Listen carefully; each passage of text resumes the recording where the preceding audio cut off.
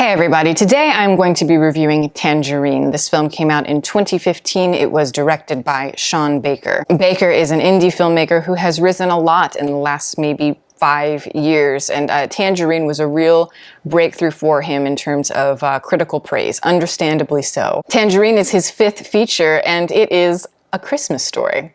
It's a somewhat unlikely Christmas story in some ways, and in other ways I think it perfectly fits the Christmas spirit at the same time.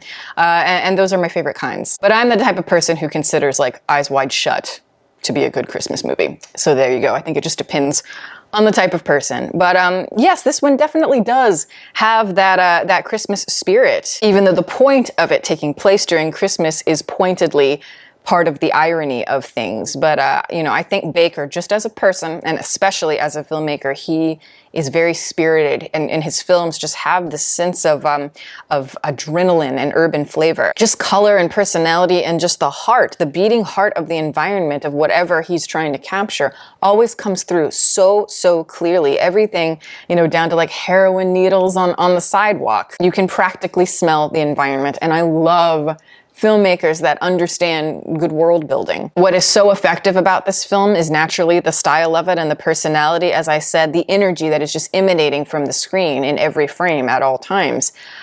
Because really, when you look at the movie, the characters themselves and their point of view is a little bit unique, perhaps to some, but the story itself is quite simple and quite classical in its structure, and it has an old-fashioned sort of slapstick feel to it that reminds me of, like, you know, old screwball comedies of the 1930s, 1940s, and it gets to a point where everything just reaches like this feverish climax where just hijinks ensue. And the opening scene of the film is very important because it takes place right where that climax is going to take place in the 3rd act of the film. And so you have a roundabout way of navigating the story in that way, where everyone is going to arrive at the place that everything began. Yeah, I mean, metaphorically, whatever, but everything is right there just in terms of just building a story. You know, you have your objective, you have your 2 big main characters, you have their personalities coming out, and everything, the intent, the motivation, it's all there. So even if there is like a chaoticness and a wildness in terms of energy of the film, the irony is that it is quite controlled in terms of its structure. And as I said, the wildness is the appeal of it. And I love the main character because she embodies it so well, Cindy. And in that opening scene, of course, she gets her objective that is very clear and very, you know, straightforward, and it's going to follow her pretty much, you know, throughout the rest of the movie.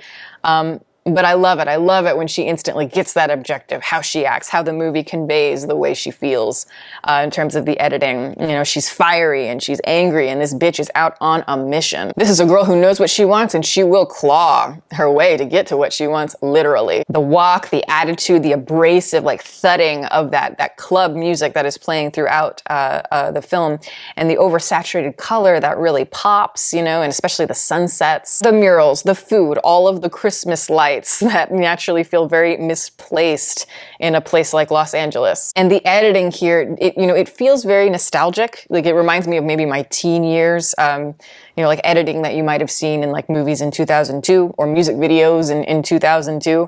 And yet the film sets itself apart from that as well, and does find a way to find a freshness there.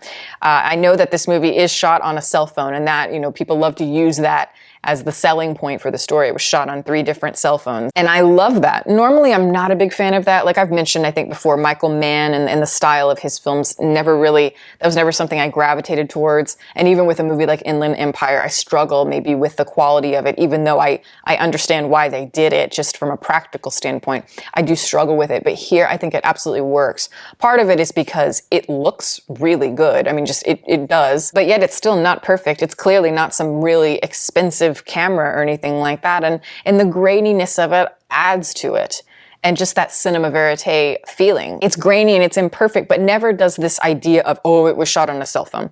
Never does that really feel like a gimmick throughout the movie at all. I think it's just more, you know, the media kind of pushing that idea. It serves the film quite well. And the characters and everything just have such an authenticity to them, naturally, because Sean Baker is pulling from real life stories and pulling from the lives of these real people.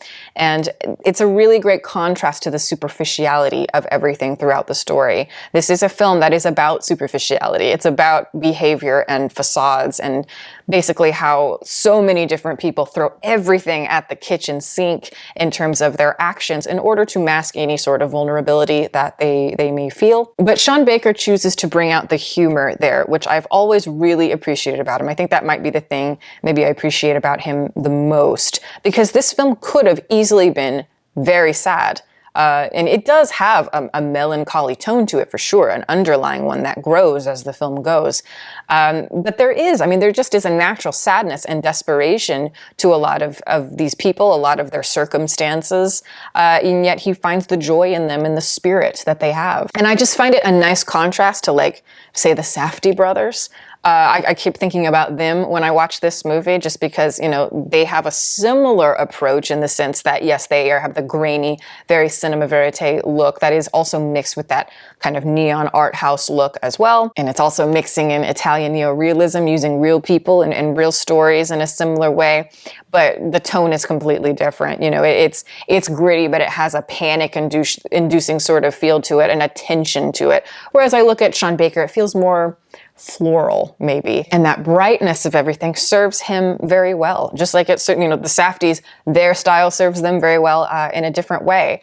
But never does the style detract from the human side of things, I think, for either one when they're doing their best work. And I think, like Sean Baker here is finding the lovely balance overall. It finds the bittersweet that tinges everything, but it also finds the brightness in the melancholy. It is a very human story, because the people in the story reflect kind of the seediness of the world they live in and not the romanticized side of it. Because, yes, naturally, people who think about Los Angeles, you think of, a romantic sort of thing. But then the mother-in-law of the cab driver mentions, of course, that, like, this whole place just has a fakeness about it. Even just the idea of, like, it's Christmas in Los Angeles, and yet there are palm trees and beaches. Everything just feels really strange. Or even just like those guys that get in the cab and they start puking and they're like, Happy New Year. And of course she gives him something to hang in his cab that's going to mask that odor. But it all feels it's a very artificial scent. And all of those little things, I think, add beautifully to that metaphor. As long as you have your wig and your heels and you take ownership of these streets, you'll be okay. And there's a toughness there, even an admiration, I'd say. But there's also just a natural loneliness and sadness there too. And many of these characters are deeply lonely. And we see that more especially, in the second act of the film. There is a lot going on here in terms of impulsive behavior. And it feels at times that it's like flying past your head in a way. But it does find those moments of silence and those moments to really let that loneliness sink in the right ways.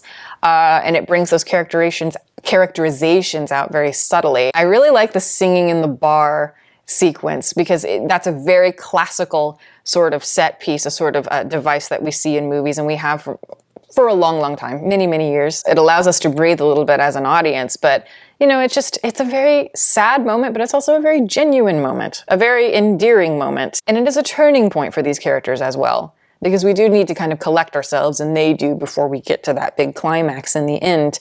And we get a peek into what is going to drive them forward in that climax. And what's driving them forward is this need to have this honesty and vulnerability come through. And the spark is always there. The fire is always there in every single scene. Even if at times I maybe wanted a little bit more originality from it, it's still wonderfully entertaining. You get completely wrapped up in everything, and then you get to the climax where shit really is hitting the fan, and that whole section is just wonderful. It is so, so funny. It feels like all these characters are it's like a pinball machine. It's just bing, bing, bing, bing, and it's just lighting up, and it's just so much going on. The dialogue and the situations all converging to this big, fever pitch moment. And again, it also has a very classical feeling to it. It does feel like, like the quickness of the dialogue and everything. It reminds me of something like Bringing Up Baby or His Girl Friday in particular. New characters come in, new situations come in, and yet it still finds a way to capitalize on all of that. And it continues to be funnier and funnier until it's not anymore. And it's not because that thread of melancholy is always there, particularly in the supporting character, Cindy's friend, who after she performs in the bar, I think really carries, the pain of these characters forward. And I love how things end up. I love the final shot of this movie. It really, really moves me. And it's the shot in the laundromat where these two ladies remove everything. They remove the artifice, all this stuff that they've created, you know, this persona around them, removing the wigs and the makeup, and they're just there for each other in the most human way. Just two people who love each other, who've, you know, seen some ugly sides of each other, and they still accept each other. And yes, I do think that this film is fantastic. I really just enjoy Sean Baker's films a lot. I know that this film came out before Florida Project. I think that was his next project leading into it. And I actually saw that film first. And I do admit, I think I prefer Florida Project over this one, just because, and it's not like a huge difference or anything. I just find the narrative of it a bit more interesting in terms of how it's built. I think it's more unique and more unexpected, and it goes places that surprise me a little bit more. But it's a minor issue I have, and I think it's one of the things where Baker's just improving little by little and trying new things. But yes, I mean, if you're a fan of Florida Project and you haven't seen this film, oh my goodness, watch it. And especially, you know, if you do like Florida Project, you're certainly going to like this one. This one is a lot more fast-paced. There's a lot more going on. I think it's more attention-grabbing just as a piece. But yeah, they're both fantastic. And that is my review. Thank you guys so much for watching. I'm going to go ahead and plug my website. It is deepfocuslens.com. I am an artist and I sell commissioned portraits and I do prints of my work. If that's something you're interested in, you can always go to the website below. And if you have any questions about a commission or a print, you can email me. My email is in the description box below. Also, I would like to give a shout out to my patrons. Thank you so much for supporting me, you guys, as long as you have been. If you are interested in becoming a patron, the link to support that is below, as well as the rest of my social media information. You can watch more videos here and you can subscribe if you'd like. Catch you next time.